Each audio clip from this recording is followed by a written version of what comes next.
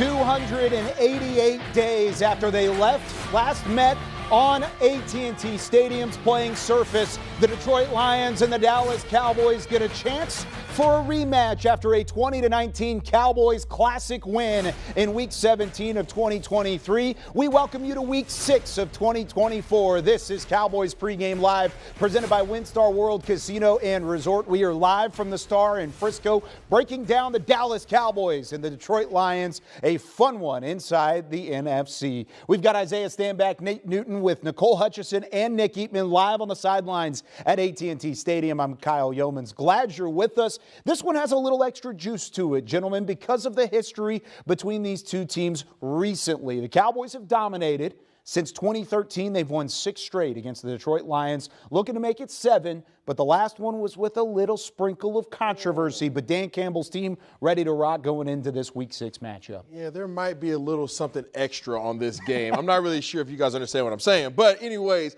the Fighting Dan Campbells are in town once again. Last time, obviously a little bit of controversy. So if I am Dan Campbell, I am preaching to my team, hey, guess what? How about we go out there and do all that we can to ensure that there is no speculation? So the Dallas Cowboys have to make sure that they're ready for that. Get ready for a barn burner and a physical matchup tonight. You know, this is the first true test of the Cowboys playing a complete team. This is a good offensive team. This is a solid defensive team. They got nice special teams. This is the most complete team to date. Cowboys will be judged off of this. No, and that's a great point, because this is a Lions team that, of course, went to the NFC Championship game last year, lost in that NFC title game to the San Francisco 49ers. But you could argue this team is better and more complete than they were last year. And a big part of that has been the way that Jared Goff has been throwing the football. I mean, Jared Goff specifically hasn't thrown an incomplete pass since Week 3. I mean, what have they been up to? I mean, the fact that he goes 18 of 18 against the Seattle Seahawks. He's been uber efficient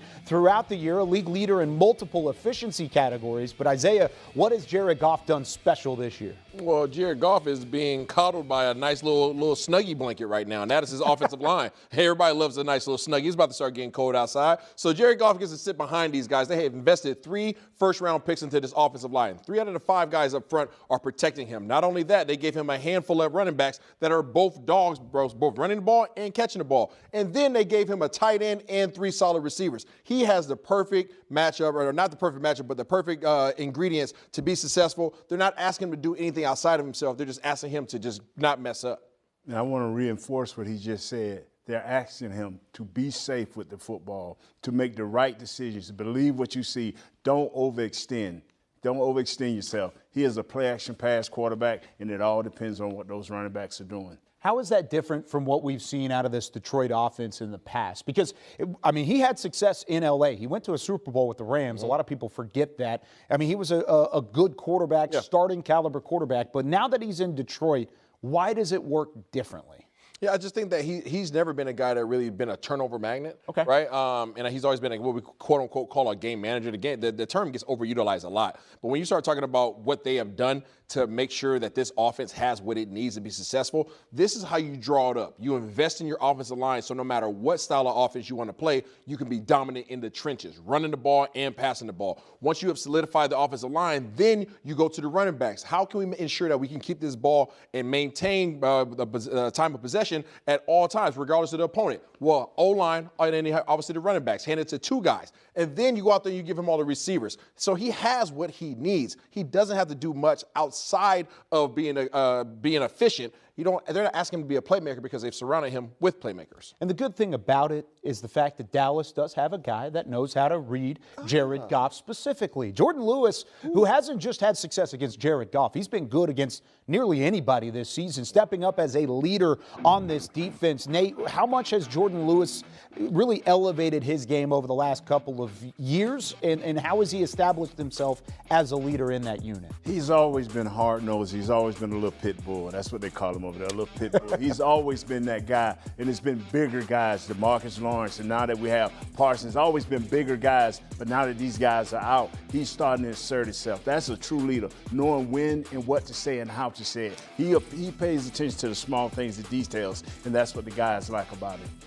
Yeah, I think when you start talking about Jordan Lewis, you talk about somebody who's just a contributor at all times. Jordan Lewis is one of the most undervalued, underappreciated players outside of this organization. Trust me, the organization values him greatly. But those on the outside, they don't really see him because he gets overshadowed by the big name guys. He gets overshadowed by the contracts of the Micah Parsons of the league. You start talking about Trayvon Diggs. These guys kind of take a lot of the limelight away from him. When you start talking about the guy who makes the contribution and is an absolute dog for this team, both defensively in terms of making plays when the ball's in the air and being willing and capable to come up and stop the run, this is your guy. He's been consistent for a number of years. They need to ensure that they can try to find a way to maintain him, but he is a huge contributor to what they do defensively for the Dallas Cowboys. He had a big matchup last week against George Pickens. He's got another one this week against the Monroe St. Brown. Here's what he said to the media earlier in the week. I just want to go out there and play good ball, honestly. So, I mean, if he bring the fight to me, then that's what it is. So, but honestly, I just want to go out there and prepare. Because they're a good team. You can't lose your head, go out there and, just try to make it a brawl. But they're a good team. They're really focused. And I feel like they feel like they can win it all this year. So it's definitely going to be a good challenge. We've got to know how much does that help your game, though? That's who you are. Man. Yeah. Kind of amps you up and get you to play your best. Yeah, I just love football, man. I just love to compete, man. And whenever somebody wants to, I guess be my antagonist, I don't like that. So we've gotten to see your toughness for years and years here, but does it mean something for you to sort of display that on a national stage like you did? I've been doing this since I've been little. So, I mean, it don't matter who I play, where I play at, this is how I play ball. You talked a lot about details. After losing to the Saints, losing to the Ravens, there's a lot of frustration. You talk about details of practice, keying in the details of games. 2 wins in a row, stopping the run. How are you seeing those details and the progression in that coming forward? Honestly, just looking at the film and, preparing, honestly, every single day. And that's what it comes down to, preparing like it's your last game, like it's the Super Bowl. So we got to do that every single game and understand that, it's not a gimme. Nothing's a gimme in this league. You got to go out there and prepare like it's your last game. Oh, Jordan Lewis, he loves that matchup possibility. He loves the competitive nature. And you're going to see that again against a team that not only does he have a couple of picks against, but one of those interceptions was the play that he was injured on that kept him out for months at a time. It was his major injury. So something to keep an eye on moving into this matchup between the Cowboys and the Lions. We've got plenty to ask Nick Eatman about this week because there's a lot happening both on and off the field for the Cowboys. And Nick, as we welcome you in on the sidelines at AT&T Stadium, I got to start things off. Eric Kendricks out today with an injury. They were reporting that earlier in the week. How big of a lapse is that from another leader on that defensive side? Well, I think you could argue it may be the biggest of them all, just because anytime you're dealing with the middle linebacker, he's the center of attention. He's the leading tackler on the team. Sure, you want the pressure. Sure, you want the interceptions and all that. He's actually the only guy on the team that's got both. He's got a sack and an interception this year, both in that Cleveland game, and that was his first game with the Cowboys. He really set the tone for the season. So they're going to miss him big time in this game. He's the guy that, with Detroit, they're going to run the ball. They're going to try to run the ball. They're going to get that done early, and he's the guy that you want to set the tone on the other side. So a big loss, I think, for the Cowboys defense for sure. Now, whenever it comes to the defensive side, he's not the only one that's out. DeRon Bland out. Kalen Carson also out as well. I mean, this is the second straight week now, maybe even more so, that they had to deal with injuries like that on the defensive side against an offense like Detroit. Where do you feel like they're stretched most out of those 3 levels of defense? Well, I think the tough part about going up against the Lions and Jared Goff, just how good he is, not only with them running the ball, but how good he is with the play action. And so that puts pressure on everybody, on the secondary, obviously on the linebackers. They have a great tight end in Laporta as well, so covering him is going to be a challenge. And then, of course, with that defensive line and the front 7, just trying to stop that 1-2 punch they have with Gibbs and Montgomery. Just a great offense for all the way around for their team. Speed on the outside, tight end, just as balanced as you could be. So I would say all of them are going to have their hands full in this game, and they all have a level that have an injury. Obviously with the linebacker being out, the cornerbacks like you mentioned, and of course every defensive end they've ever had has been banged up and out for this game. It seems like. Yeah, no doubt about it. They are dealing with some injuries on that side. But let's turn to the offensive side. Who do you feel like has to have their best game of the year if the Cowboys on the offensive side are going to have success against Detroit? I would say CeeDee Lamb. How about that one? I mean, he just had 227 yards against them last year. Hasn't had a 100-yard game yet this year. They need a playmaker. They need a guy that go out there and be the dude. They've got some other guys, Tolbert and Turpin and Ferguson and all of them, and then wherever, running the ball, Rico Dowdle will get in there. But I do think it'll be a situation where, you certainly want CeeDee Lamb to be the playmaker that he is, and what better way to do it against Detroit, a team that really had a hard time with him in the last game. Thank you very much, Nick. We appreciate it. We will talk to you here in a couple of moments as you get to catch up with Cowboys COO Stephen Jones. So Nick Eatman joining us on the sideline at AT&T Stadium. And this is a matchup, again, where the Cowboys have missing pieces all over the place. We just talked about it with guys like Micah Parsons, DeMarcus Lawrence. They're going to miss a lot of those guys, and they need guys like that against the Detroit Lions. Here's the inactive list and what they have coming up in terms of the guys that are out. And we mentioned Micah, Kalen Carson, Deuce Vaughn inactive for the second straight week as well. I know, Isaiah, you thought he could play a role in this matchup. The big one, though, is Eric Kendricks on that defense. Not having him is a huge loss to this team. Eric Kendricks is definitely the biggest loss on that front outside of, obviously, Micah Parsons that we've been missing. But you talk about what he means to this team. He is the green dot, right? For those that don't understand what that means, he is the quarterback of the defense. He is the one who was brought in to instill on the field this Mike Zimmer defense. So when everybody is confused and lost and trying to figure out exactly what's going on, he's the guy that everybody turns to for answers. Well, now all of a sudden that man has been removed from the field. Now who's your guy that steps up and is the vocal leader? Who is the guy who knows this defense in and out, who can obviously respond back to what's going on here? So I'm not sure what it was. I know there's some plays last week I saw on film where Chauncey Golson stepped up on the defensive line and was vocal and got the guys lined up properly. But as you go through an entirety of a game, I'm not sure who that guy's going to be. But most likely it's going to be Malik Hooker or somebody like that that's able to roll down and have an impact.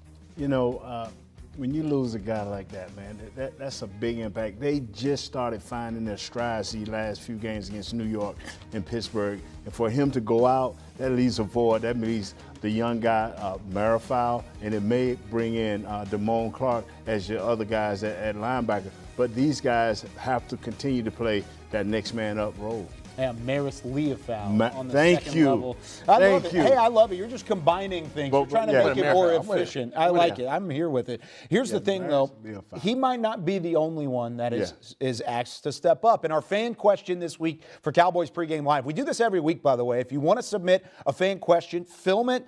Send it to us. We'll get it at some point throughout the week. Please start sending in your fan questions. This is from Irene in Falls Church, Virginia. Never been to Falls Church. I've been to Virginia. Here's what she had to ask the group.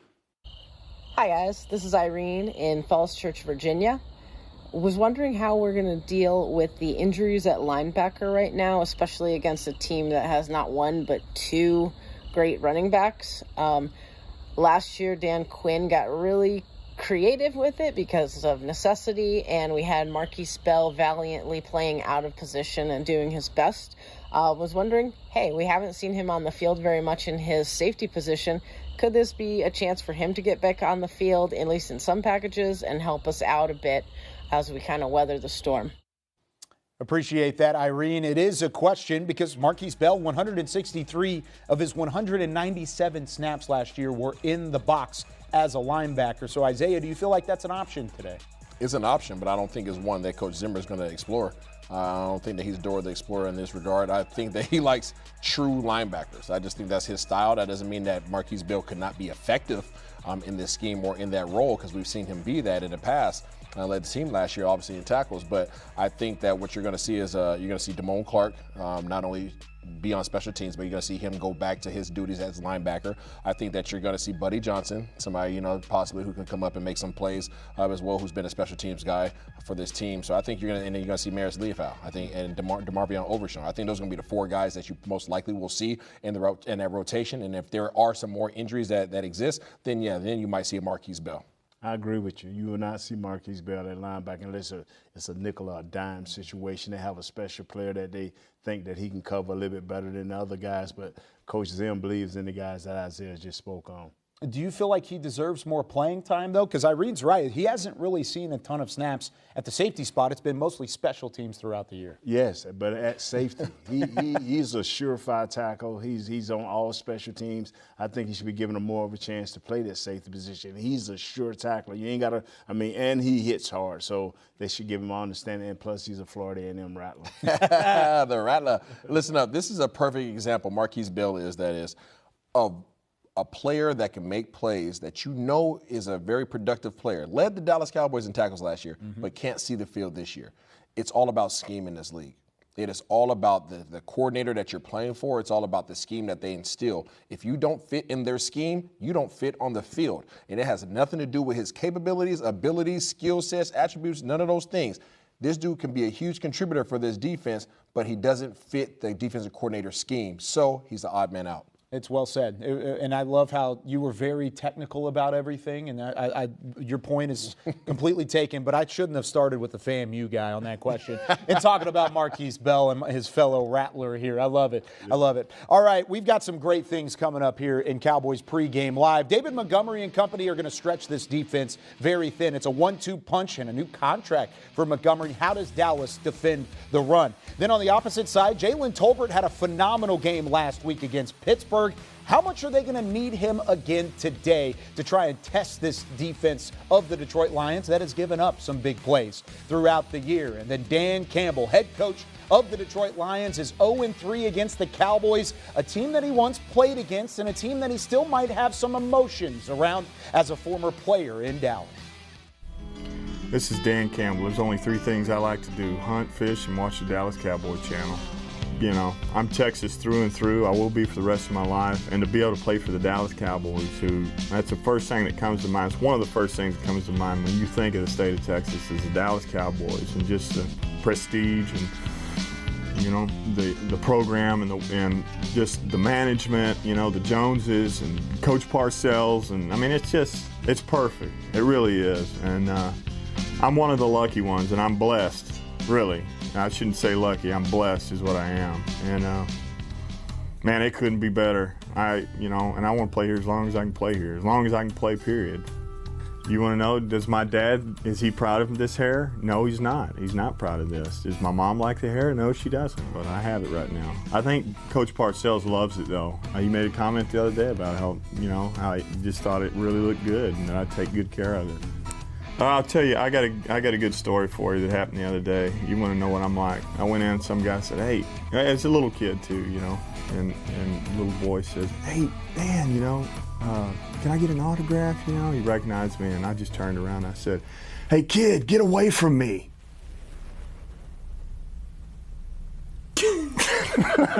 All right, it's a joke. Hey, do you think I was going somewhere else with that? Yeah, we did. We did think you were going somewhere else with that, Dan Campbell. Lots of great memories in Dallas, but that's just the thing. Memories are memories, and I have a slight feeling, just a tiny bit of a feeling, he doesn't feel that same love for this organization as he once did back in the day. But you could probably say the same thing at times between former players, right? Yeah, that was awesome. That was awesome content. That was great. Do you think he rocked the 86 better than you rocked the 86 back in the day? Listen up, man. I'm sure his stat line was better than my stat line, but either way, he's a head coach right now, and I'm sitting at an analyst desk. Who had the best hair, though, out of the three? Me, hands down. You think so? Parcells said he liked it. I don't care what Parcells said. Did you see these long, luxurious locks? I mean, all right. Nate, what do you think? You're the deciding party here. You know what I like about Coach Campbell is he's grown in more ways than one. Now he don't have that long string of hair. He is a little bit more tighter with his thing, and his voice went from that little squeaky thing we just heard to, "Oh, fellas, let's go. The guy checked in." You know, his whole voice and demeanor is different. So I love you, Dan Campbell, and I'm riding with my ball over here to my left. Yeah, there you go. I agree. You're right, though. He has taken over this Detroit team, a franchise that was in shambles at times throughout the last couple of decades, and he has absolutely made them a contender. Why is that the case? How has he built the Lions into the culture of winning that they are today? It's all about culture and accountability. I mean, you are an embodiment. You embody what your head coach is. That's the reality of the matter. And Dan Campbell, as you just saw right there, he's gritty, right? He's hardcore. He's blue collar. He's everything that the city of Detroit represents. Yeah. And he holds those guys accountable. He took it upon himself when he first took that job, and he kept telling everybody, we're close. We're building this thing. We're doing it the right way. And he kept holding himself accountable. He held his staff accountable. He held his players accountable. And when players see that, there's nothing else you can do but respond. And then him in the front office just continue to add the pieces necessary to put together one heck of a roster. He put together his coaching staff, and now you see the product that's on the field today. He's true. What you see is what you get. I mean, I've got a little insight on him about when he first hit Detroit. First thing he did was made himself known to everybody in the building, even the janitor. And when you do that right there, you're true. You're trying to change it starting from the bottom to the top. You're trying to change how people think and what they say about you. And he talked to his players with honesty and with the right tone of voice. So when he come at them in a hard way, they know it's out of love and honesty. And boy, when you get players going that way, you got a hell of a thing going. Based off of that, I mean, this is a day and age where information and politics and all sorts of really just the visuals are so important in this day and age because of social media, because of media in general. Why is it important to be real with this generation of NFL players? Because there's a lot of unreal that is surrounding them. Because all you need is for one guy on your team and one of those guys to be one of your leaders to say, hey, coach ain't coming to me right, or coach promised me this, and he said that, and all of a sudden I'm seeing something different, especially with this social media. You start to lose your team one guy at a time, and then all of a sudden it becomes a cancer. But if you got a culture, like Isaiah said, if you got a culture in place, and that culture starts with honesty and me being real and who I am and what you have to do to maintain your position on this team, players can buy into that. I would say transparency and sensitivity. Yeah. Those are the two things that I would really kind of harp on.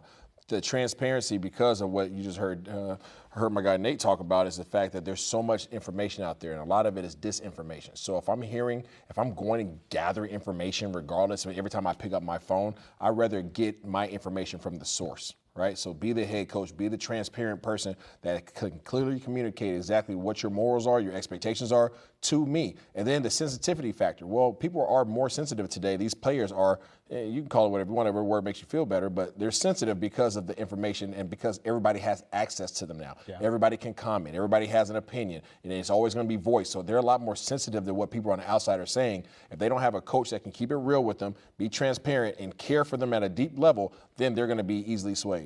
I know this is the Cowboys pregame show, but there's a lot of respect around the league for what Dan Campbell has done with that organization in Detroit.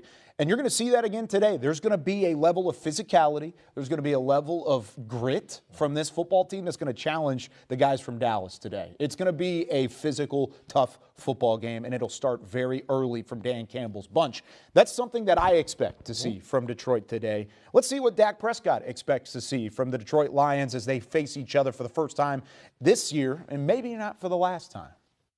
I expect them to come out with the personality of the same team that they've been. I mean, credit to their coach, Dan Campbell.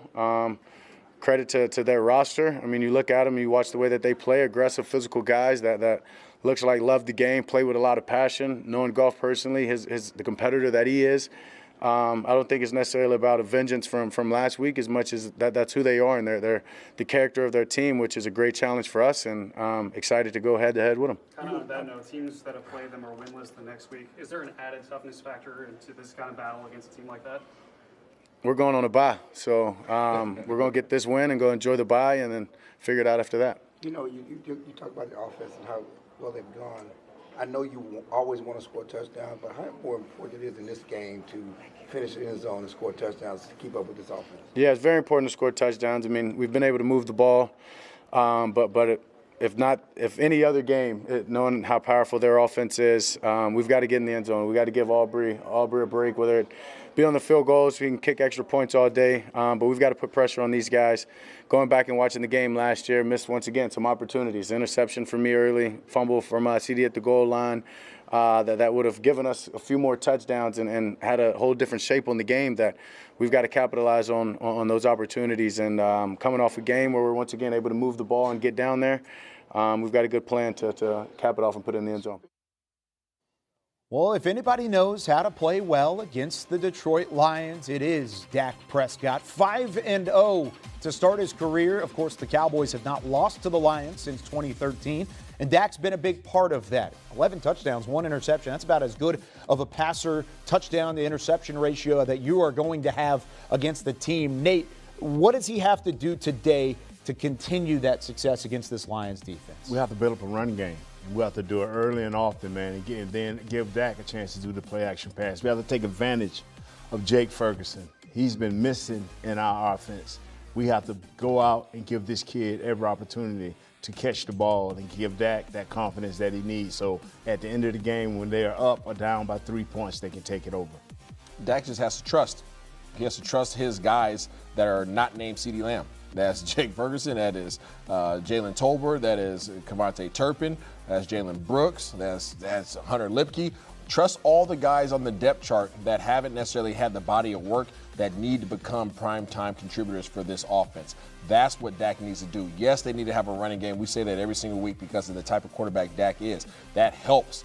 But the reality is this is not a very good secondary of the Detroit Lions. As long as he has protection, he can pick these guys apart if he trusts his guys and anticipates these throws instead of waiting until they're open. And so you mentioned it. You got to trust everybody that's on the roster. You got to trust everybody around. But you also got to find your best guy. You got to find CeeDee Lamb. And early in the season, they've been finding CeeDee Lamb, or at least early in the game. Last year, he had 227 yards, 13 receptions, an incredible matchup against the Lions. He hasn't come close to that this year, yet to have a 100-yard receiving game. How important is it, Isaiah, for CeeDee, your top wide receiver? I get what you're saying about the guys underneath them, but how does your star step up in a game like this? He steps up by putting him in a situation to be successful.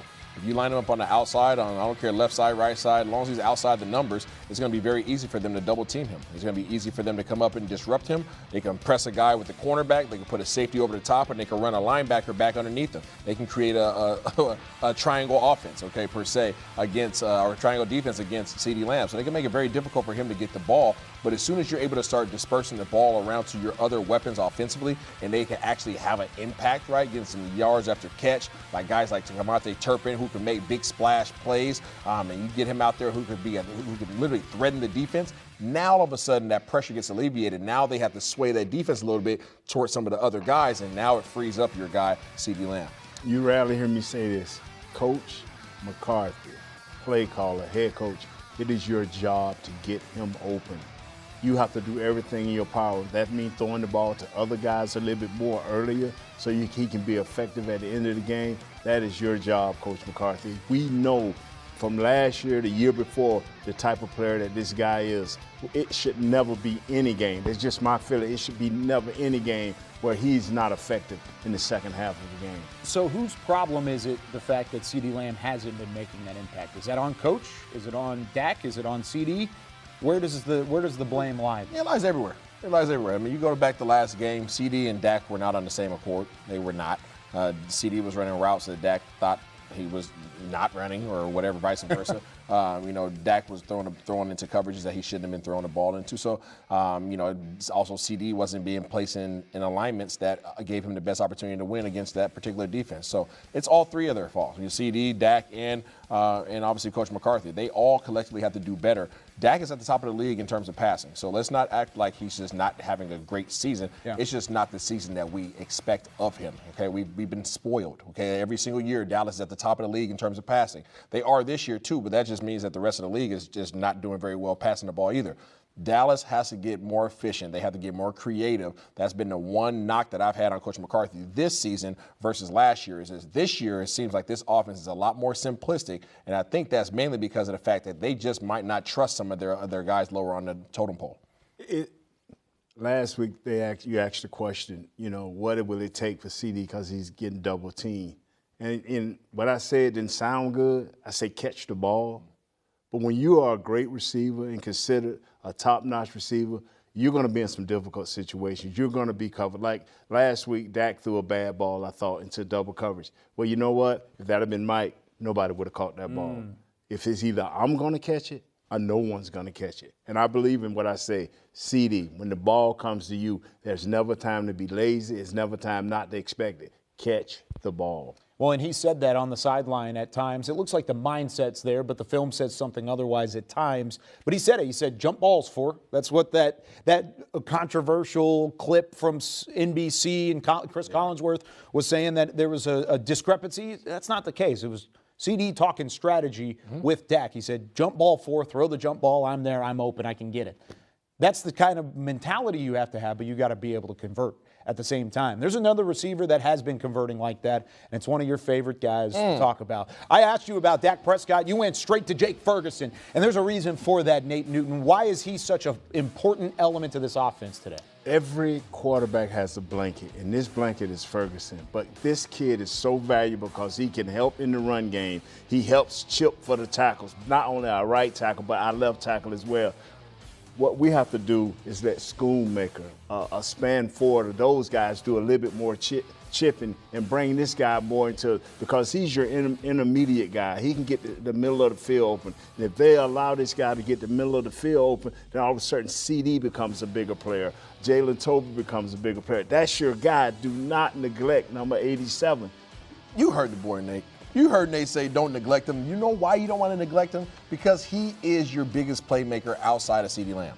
That is fact. You might not like the way that sounds, but that is the reality. So if CeeDee Lamb is being double covered or triple covered, the next man that should be on the list in terms of the progression should be Jake Ferguson. And the reason why is because he has mismatches almost every single play. He is outsized, and he can outsize the guys that are going to be covering him, and he has two-way go, meaning that he's usually in the middle of the field and he can go to the right or he can go to the left, meaning these guys don't know which way to go. He can be in position to be successful at all times, and a lot of teams are starting to play single high coverage against the Dallas Cowboys for whatever reason, which means that the seams are open, okay? Right down the hash marks, he can get these big plays if you put him in position to do so. Do you think he's like one of those thin blankets? Like, is he like a weighted sheet? Is he like an electric blanket? It's a throw. You think it's a throw? Like big you ever throw see blanket? The Peanuts?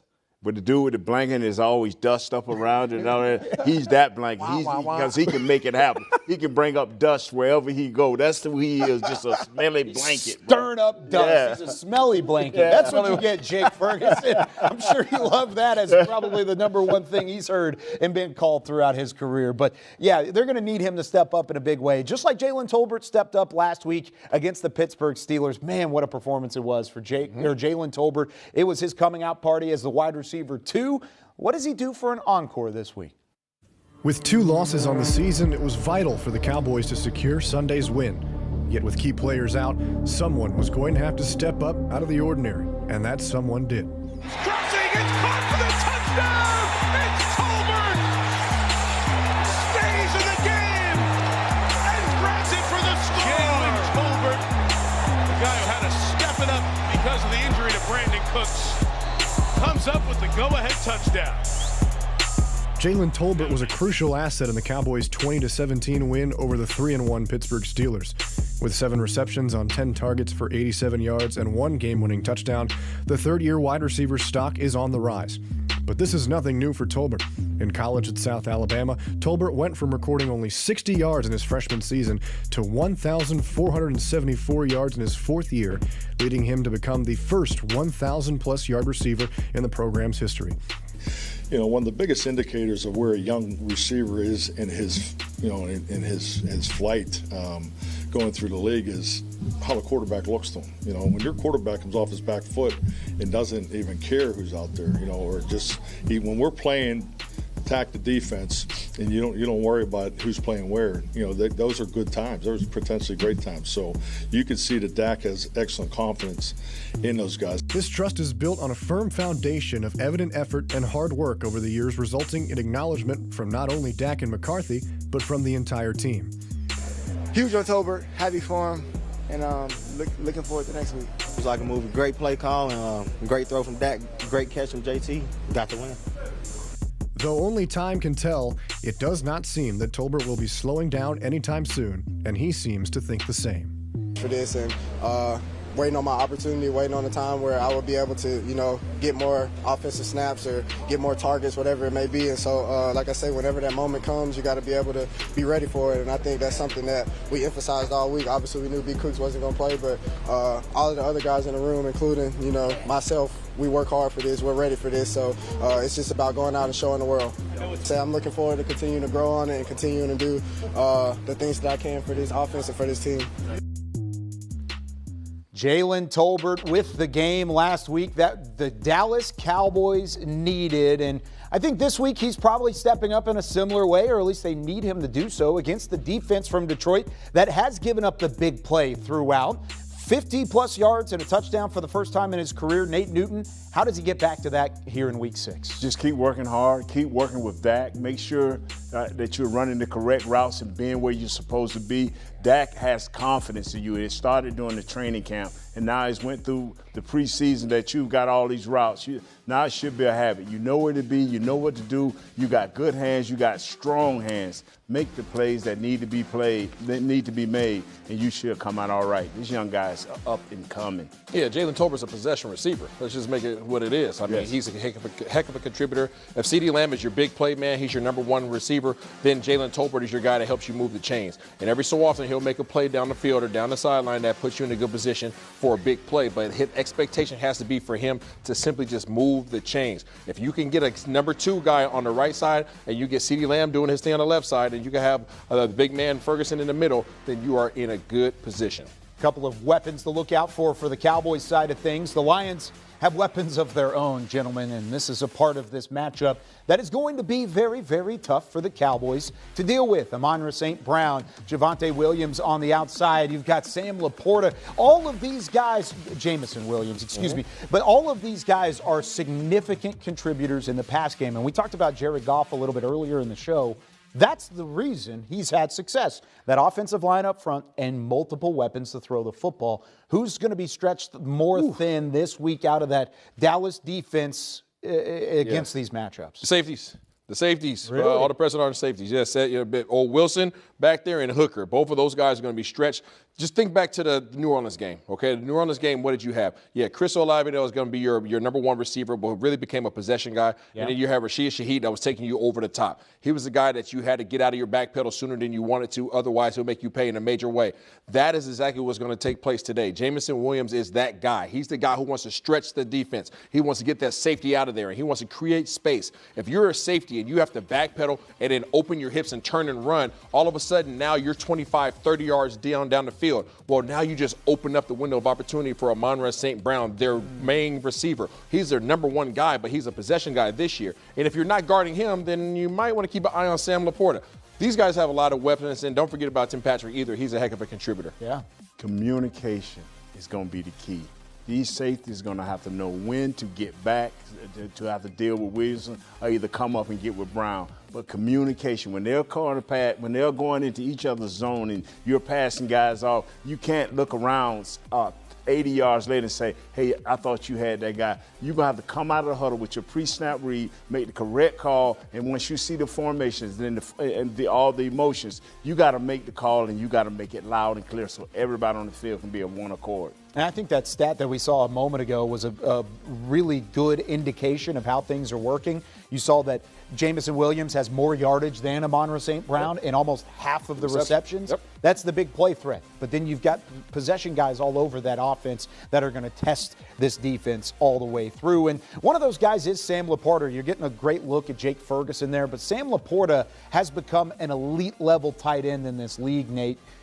Whenever it comes to the safeties and it comes to the middle of that defense, without Eric Kendricks in the fold, how important is it to be on the same page going up against a talent like that? Just know where he is and understand, that he will try to block, but he's not there for blocking. Last year, I think he had 86 receptions. This guy's there to catch the ball and to hurt the middle of your field and to make and to punish people. Isaiah, how will we handle this cat? I mean, listen. First of all, it's hard to be very aggressive in regards to Sam Laporta because of Jamison Williams. Understand what you're asking your safeties to do. Yeah. You're asking your safeties to come up and play man-to-man coverage or even zone over the top of Sam Laporta. But if I have a responsibility not only to take him, but I also have the responsibility to be the deepest man on the field, I can no longer do both, right? I can't play Jamison Williams over the top and come down and play Sam Laporta. So it's going to be very important for our second-level defenders. And for those that don't know what that is your linebackers. Your linebackers have to get physical with Sam Laporta off the line of scrimmage. He starts with his hand on the ground majority of the time. That means he is just like an offensive lineman. He has to raise up in order to come off the line of scrimmage. Well, while he's raising up on this Sunday, we need the linebackers to go ahead and hit him while he's down so that he can no longer get a free release and can no longer threaten your safeties, and they can do two jobs at once. Now, that's what I call pray and play, right? That's what I call it. I mean, I like it. That's how you do it. That's how you have to play. Yeah. You got to be assignment and alignment sound. We say it all the time on this show, but it's extra important in a matchup like this whenever it comes to the Detroit Lions. That's going to be the toughest test for Mike Zimmer's defense. Coming up later in the show, of course, the Cowboys established the run game with Rico Dowdle and company in that win over the Pittsburgh Steelers. How do they keep that rolling 1 week later? And doing so against this Detroit Lions defense that's led by the NFL sack leader in Aiden Hutchinson. How does he present a challenge both in the passing rush and also as a run stopper off of the edge for the Detroit Lions defense?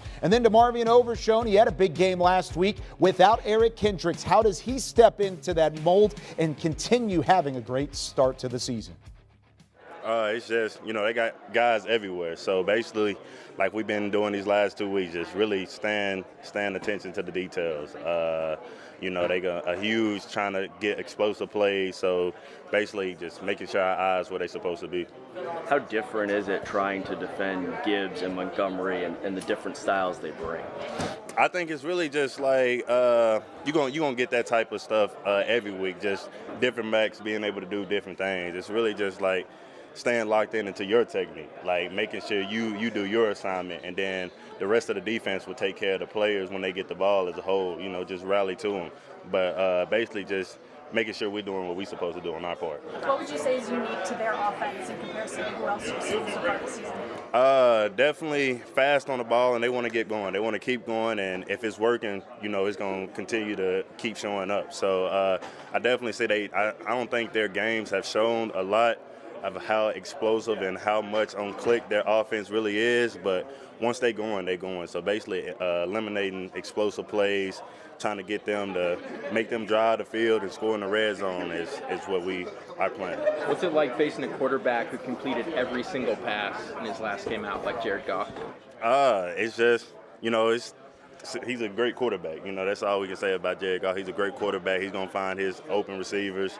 They usually have 5 out for him so he can find somebody and just let his receivers and athletes work. So basically just staying in our pass drops, definitely just got to stay detailed and oriented. So this Dallas defense is quite depleted. There are multiple guys missing. But the Cowboys are important on the defensive side. And as you can see, Mike Zimmer's defense in the wins have been much better in the losses. Not a surprise. That's pretty much how it goes. The defense element wins championships, right? I mean, that's kind of what we've seen from this defense so far. If it comes to Mike Zimmer and all the different levels, Isaiah, that this defense is going to have to try and slow down for Detroit, which is the number one key in order to getting a win? Stop the run. I mean, I feel like we say it all the time, right? We're kind of beating our head against the wall at this point in time, but you need your interior guys to step up. Last week you got a big win out of Linval Joseph. He stepped up in a major way. Mozzie Smith has been playing more consistently for you.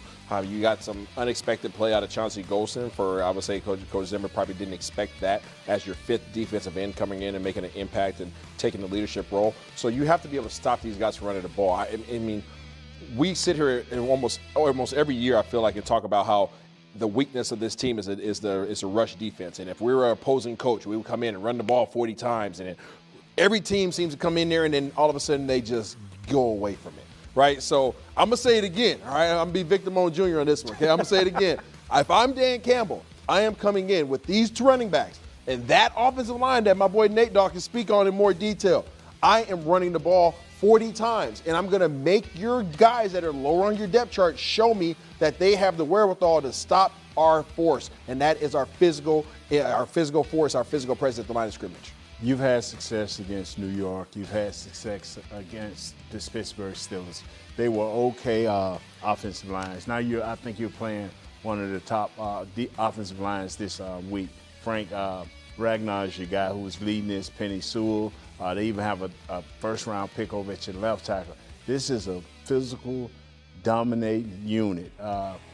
When things go bad for this team, they depend on their offensive line to do what is necessary, whether it's pass blocking or whether it's run blocking. These guys are the ultimate machine, and we're going to not only have to beat them with our front 5, front 7 guys, we're going to have to dominate them if we have a chance of winning this game. You got to have some level of domination up front in order to get the job done, because both of these guys present a threat. David Montgomery on one side, Jahmyr Gibbs on the other side. And as you can see here, both guys up over 350 yards of scrimmage this year. They're the only two combo to do so throughout the entire season. So with that being said, how do you slow down a 1-2 punch like that when you've got Montgomery, who's more of the bulldozing back? You've got Jahmyr Gibbs, who's a speedster. I mean, it is a tough stop anytime you have the football like that. Yeah, I wish I had an answer for you, Kyle. With the personnel that Dallas possesses currently. Can you please find one? I don't have one for you. You're going to have to get some unexpected play from some contributors that have not shown up yet in this season. And that's just the reality of the matter. I wish I could say just buckle down and shut down this two-headed monster. This really is the best backfield in the league. I'm going to say it right now. It's the best backfield in the league today in 2024 football season. These two guys are fire and ice. This is exactly how you would draw it up. Nate Dogg would love for these two guys to be running behind him on the offensive front. And that's because they cannot commit to just the run. Because if you do commit solely to the run, you got 3 receivers and a dog at a tight end that you have to worry about as well. So because this offense is the most balanced offense in the league, you can't fully commit. So you're going to have to get unexpected play from guys that be dominant and look back at their old college film and say, I need you to be that guy today for the Dallas Cowboys. I'm going to say it. Buckle down and get tough.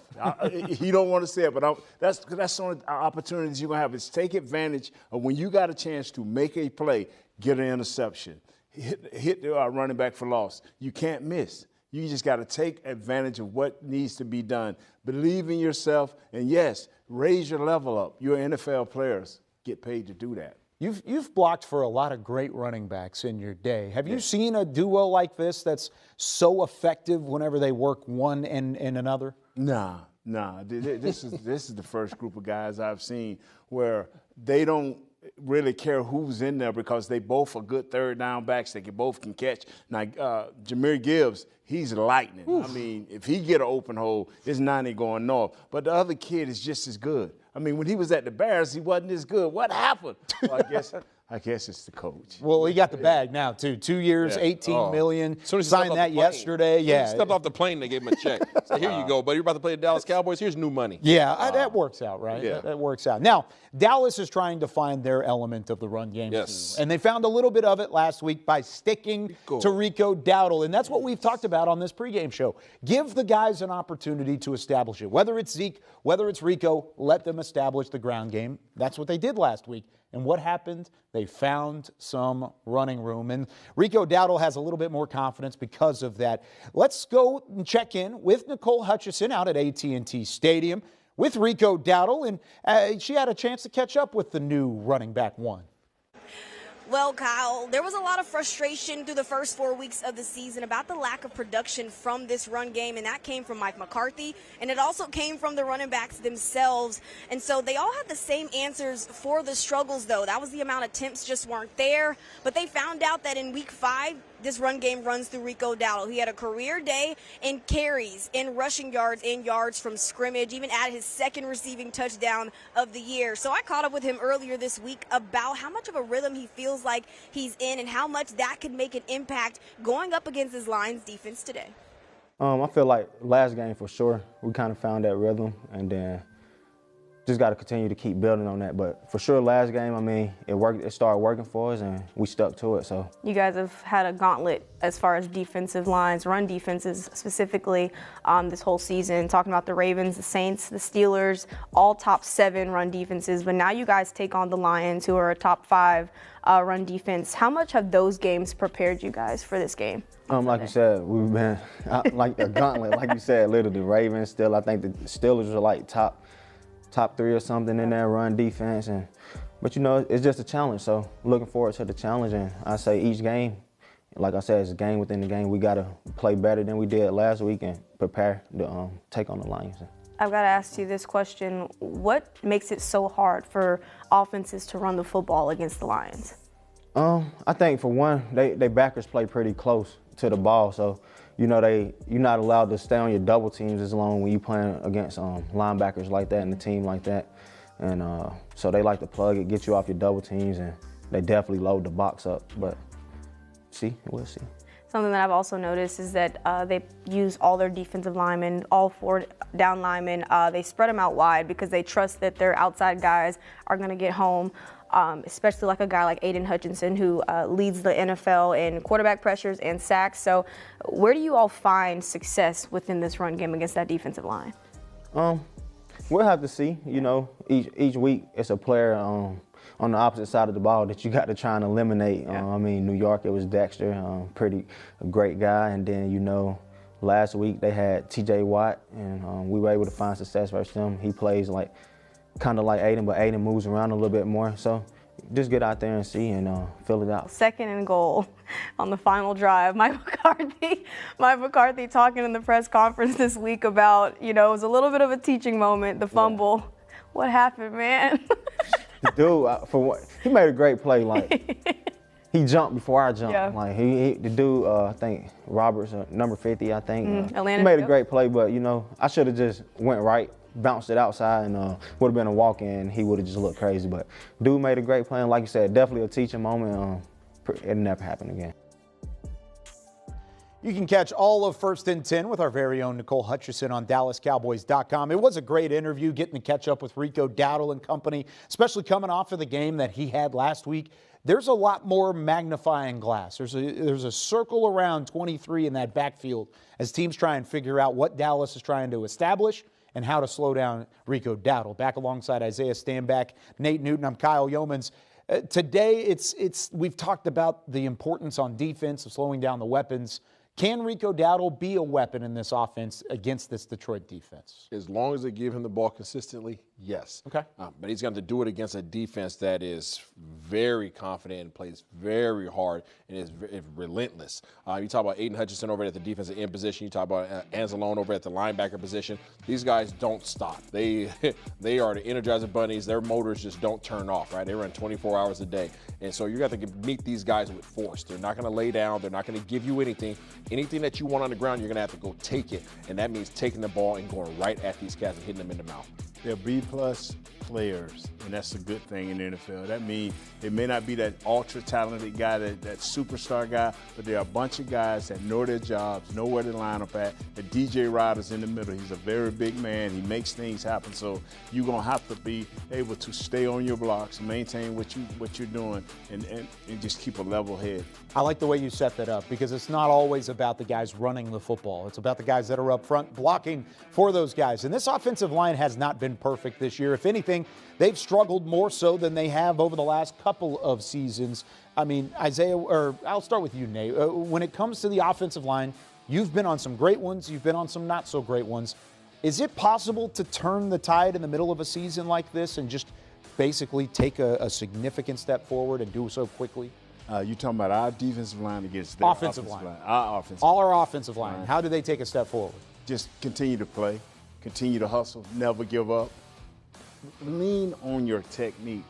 These guys will give up on their technique too soon, especially our left tackle. Guyton has to lean on his technique. He has long arms. He has great knee bend. Trust in that. He's got good feet. Trust in that. In the center, stay low, get your hands in the proper placement, and everything will be okay. You got to lean on your technique when things get hot and heavy. There you go. You just heard it from the man himself. There's nothing I can add more to that. He's the man at the offensive line position. But all I can say is that continuity matters. Okay, continuity matters. Trust matters. Belief matters. When you have a young left tackle that's going out there and he's fighting his butt off and trying to figure things out, when he makes some mistakes, just pick him up, right? Reinstill confidence in him. Let him know that you're not going to turn your back on him. Let him know that you're not disappointed. All those things, right? And then work technique over and over and over again to the point where it is second nature. And then once you start building that chemistry, once you start building that confidence, now all of a sudden you start playing as a unit, and now you can start being a bully because everybody loves a bully offensive line, and the Dallas Cowboys have the personnel to be that. Since Nate wants to talk so much about that defensive line from the Detroit Lions, since you want to talk about their side of things, I'll let you. Let's talk about it. Aiden Hutchinson, one of the best pass rushers in football now. Yeah. But why? Okay, why do you say that? Yeah. Why do you say that? He's not one of the. He's leading the league in sacks. He's relentless. I'll give him that. He's relentless, right? I don't fear Aiden Hutchinson. What I understand and respect about Aiden Hutchinson is, as long as he's on that field, you're going to get 100 miles per hour. You're getting everything that he has. You don't fear that? No, I do not fear that. I respect that. Whenever you have a player who has the willingness to empty the tank every single play, that's somebody to be concerned about, somebody to respect. I don't fear his skill set. I don't fear his speed. I don't fear his moves. I don't fear any of those things. But if you decide to let up at any point in time during that 4-second block when you're trying to pass block, then you have a problem on your hands because he will make you pay based off of effort alone. Wow. I fear him. He's a good player. He's a solid player. What I was just saying, he may not be a great player. He may not be your top 5 pass rusher. But when you have a guy that's athletic enough like him who will line up at a 9 position way out there, and run at you 100 miles an hour, give you a bull rush in 2 or 3 plays, that'll give you that same lineman and take it inside, that means he's smart. He plays above the head. No, you may not fear his athletic ability, but you better fear him while he's on that field. I'm a little bit shocked. Why? I'm a little shocked that you don't fear him as one of the top edge rushers in football. He has 6.5 sacks this year, correct? That's a lot. Okay. And we're 5 4 games of them in. happened in They're one 4 game. games in. They played 4 games. They Okay, had a bye so last week. that means he had 2.5 in another game out of their other 3. Everything's in context, right? Yes. Everything's in context. There's lots of context. You faced the number 1 defensive end in the league. And he had Miles Garrett. Yeah, Miles Garrett. He had a strip sack against you. Okay. You've also seen T.J. Watt. You've seen T.J. Watt, twice. Defensive Player of the Year. T.J. Watt. When you look at Aiden Hutchinson in comparison to the guys that you face and in comparison to the guy that you face in practice every day, he's not up there. He hasn't been in practice. He's not in the top top 3. What are you talking about? He's not in the top. He's not Micah Parsons. He's not T.J. Watt. And he's not Miles Garrett. I would agree he's not. with you there. I agree with you. And you faced those guys already. But where is he after that? He's very close to that top 3. I'm not putting him up he's Aiden Hutchinson. Yeah, I respect him and Anzalone. Those guys I respect. I have a high regard for their motors and their abilities, but they're not going to line up and just beat you one-on-one with skills. It's usually when you're getting beat down. I'm calling Kyle Brandt. I'm calling Kyle. I respect him. I think Kyle is going to say otherwise. Hey, I really do. I respect this cat. Listen, I really do. However, he is not nowhere near the ballpark that the other guys that you have already faced this year. So being that that's the case, get yourself mentally ready to go face this dude because you're facing a high-effort guy who's not going to quit. That's what's going to beat you if you get beat at all by this guy. This is going to be a real. I hope Dan Campbell ain't feeding this rat to this dude doing brat football. I was thinking the same thing. This is going to be a weird post-game show if he has 3 sacks today and he just blows up. Listen, I mean, Terrence Steele's face T.J. Watt, Tyler Guyton's face Miles Garrett. He's not them. Okay, I agree there. I agree. That's all I'm saying. But he might be 4. That's like facing. He might be 4 or 5. I mean, Nick Bosa's up there too, but I don't know. He's up there. I don't know. That's like facing Michael Jordan and then going and facing AI. AI is good. AI's but he's not Jordan. He's a Hall of Famer. He's not Jordan. He's still a Hall of Famer though. Good debate. It is a good debate. It is a good debate. I love it. All right, let's go back to AT&T Stadium. Nick Eatman is joined by Cowboys COO Stephen Jones.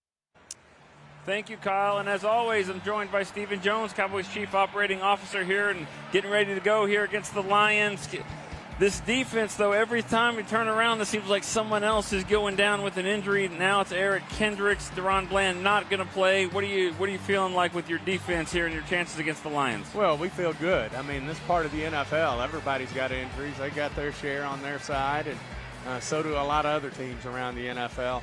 I know we had a really good week of practice. I know Zim got him really schemed up this week. He knows what we're up against. We got a bunch of young guys who are ready to get in there and, execute on what we want to get done from a strategic standpoint. And I feel just like we did against Pittsburgh. I mean, we were missing, pretty much the same group of guys other than Kendricks. And I know Damone Clark's ready to step up, as are a few others. And Vigil and the group will step up and do something good for us. So, and then offensively, we just feel like, with Dak and CD and company and that good offensive line group that we can move the ball. On Deron Bland earlier in the week, he said he had a real chance to play. Was there a setback, or was it just a feeling of let's hold him for another week, which really means 2 weeks with the bye? Well, he had a little soreness at the end, okay. And just want to make sure that that he's confident when he goes out there. That thing's 100% when we get him out there, and felt like the short-term gain for the long-term gain wasn't worth it, and just felt like we said that was the right move for him. And our group of corners will go out there just like they've done, just like they did against Pittsburgh and New York, and do a good job. What do you think the challenge that the Lions bring, especially on their offense? They seem like they've got runners, receivers, quarterback, even tight end, line, all of it there. It's going to be a big challenge for the defense regardless of who you have out there. Well, first of all, hats off to Dan Campbell. What a great job he's done. I mean, he played here nothing but respect for what he's doing with his football team. They're physical just like he was when he played. And as you said, that offensive group's tough. They don't have any holes. They got a great quarterback starting with Goff. They got a great run game, a great pass game, a good offensive line, a hell of a tight end. So we'll have our work cut out for us. But, this is the NFL. That's how it works. And we've got a good offense too. And we just got to go toe-to-toe with them. And, when you're playing one of the best in the NFC, then that's what you're up against. And good news is we're right here in front of our home crowd. And I feel like we can go out and execute and play good football. Last year they tried to get cute and do a tackle-eligible play and reporting and all that. Even last game they played, Jared Goff caught a touchdown. You expect Dan Campbell and those guys to throw everything at this team? Well, he's aggressive. We all know, and that was his staple last year, and he hadn't lost any of that. I'm sure they'll have all the tricks and all the things that they need to do. But the bigger thing is they're just physical, and they come right at you. They don't need gadgetry, but they sure will use it when it's opportunistic. But we've got our work cut out for us, but feel like we're up for the challenge. Well, with the playoff game last year and the 2 this year, you certainly want to get that first home win. I know you don't like the losing streak that's happened here. Last thing, what do you think it takes for this team to get off the schneid here at home and get this win? I just think we've got to execute. Go out there and we got to protect the ball, and we got to get the ball. And then execute the game plans, and good things will happen. I love it. Protect the ball, get the ball. All right, Stephen Jones, Cowboys Chief Operating Officer. Kyle, we'll throw it back to you guys.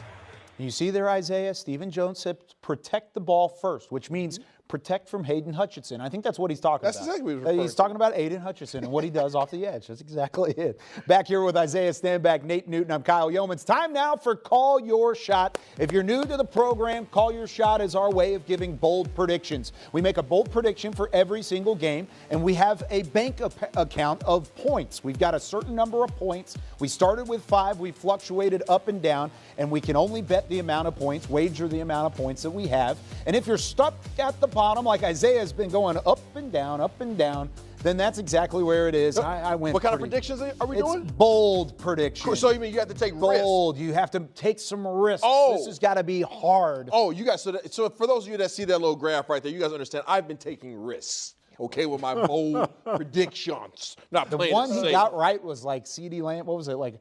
It was Baltimore's going to hand the ball off half of the time. Over 50% of the time. That's bold. And they did 70% of the time. Not that bold. Not that bold. But we've got some bold predictions. And as you can see, Barry Church isn't necessarily here with us today. He's out having some fun. But he did have some time to give us a bold prediction for Call Your Shot. Fellas. As I sit here reflecting, looking over at the Sea of Cortez, I couldn't help but to think of my teammates. Kyle, Isaiah Stanback, Big Nate Newton. And, I wanted to take a week off just to give those guys a chance, to come back in the bold prediction race, seeing as though I'm the leader right now. So I wanted to take a week off to give those guys a chance to get back in the race. But, you know, the people, they found me. They found me, and they wanted Church's bold prediction for this week. And who am I? Who am I to deprive the people of what they want? All right? They call me the people's champ for a reason. So I have to give the people what they want. And this week's bold prediction is that revamped defense, rush defense that Mike Zim has going on will hold the law firm of Gibbs and Montgomery to only 120 combined rushing yards. They're going to hold them under 120 combined rushing yards. And I put 2 points on that. So I had to give the people what they wanted, and that is this week's bold prediction from your very own Barry Church. Oh, before I leave, this bold prediction was brought to you by Miller Lite, the official cerveza for the Dallas Cowboys. Y'all be easy.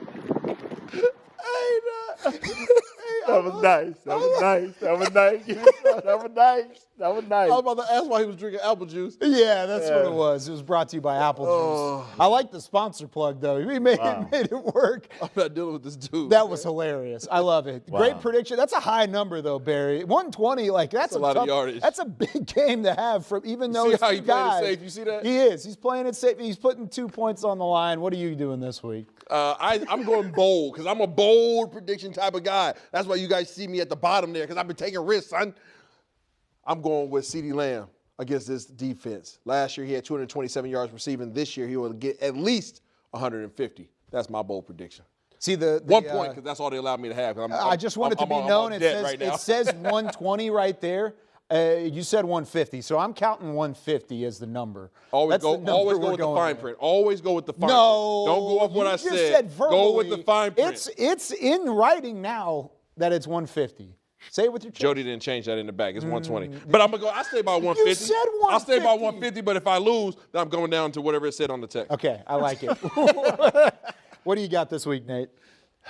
In order for us to win this game, we have to throw the ball to Jake Ferguson. So please, 7 targets or more for 1 point.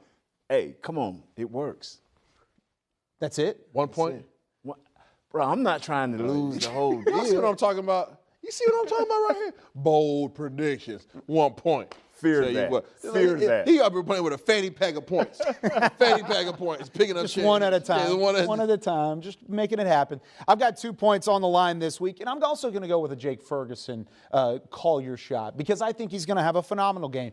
Jake Ferguson for a century mark today. He's going to go over 100 yards receiving in this one. So I think Nate and I might be intertwined a bit because I think if he's going to get those 100, he's going to need it all the way through. 2 points on the line. I'm going to put 2 on the line. I only have 3 remaining, so I'm going to put 2 up there. That's bold. 100 on the line. Thank you very respect much. that. Yeah. Thank you very much. All right, keys to the game. Isaiah, stand back, get us started. How do they get the win today? Keys to the game is you have to win the trenches. You got to win the trenches on both sides of the ball. The offensive line has to be able to come out there and have some kind of an effective running game. The defensive line has to stop somehow this dual-headed monster that you have, as well as taking on those 3 first-round picks to the offensive line. These guys play as a unit, so you have to step up and take care of the trenches. If you don't, it's going to be a long evening. Mozzie Smith, dominate or either hold your ground against Ragnar. Frank Ragnar, the center. Mozzie, you are the key to this game. We have to defeat their offensive line. I love it. And he was great 2 weeks ago. He was a little bit better last week, just in general, than what he had been previously. Correct. He's got to have another great game today, so I like it overall. That's going to do it for us here on Cowboys Pregame Live. Hope you had as much fun as we did over the last hour previewing the Dallas Cowboys and the Detroit Lions. Dallas looking for their 7th straight win against the fellas from Detroit. Dak Prescott leading the huddle on their way out in their Navy jerseys at home. It's week 6 of the NFL season. We've got Cowboys Game Night, Cowboys OT in the first word, presented by Dr. Pepper after the game, but that does it for Nate, for Isaiah, for Nicole, and Nick out at the stadium. I'm Kyle Yeomans. We'll see you next time. Cowboys Pregame Live taking on the Lions.